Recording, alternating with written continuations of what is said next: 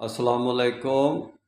बलूचिस्तान की दहशत गर्दी को मुशर्रफ ने जन्म दिया। वहाँ कर्फ्यू लगा के बिला वजह जैसे कश्मीरियों पर इंडिया ने लगाया था, तो भुट्टी को भी कत्ल किया गया। और ये अलग से एक बलूचिस्तान के बारे में नहीं बल्कि पाकिस्तान के बारे में साजिश थी, आर्मी के अंदर से थी।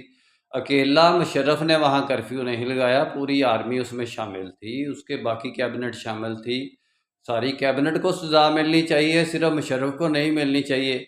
अब देखें ना, बलूचिस्तान के अंदर वो दहशत गर्दी पैदा हो गई कि वो सिर्फ बलूचिस्तान के ऊपर ये जो जुल्म हुआ है बुनियादी तौर पर, उसका यानी कि बदला लेने के लिए वहाँ ये दहशत गर्दी पैदा हो गई। तो इसको पैदा करने में किसका हाथ है?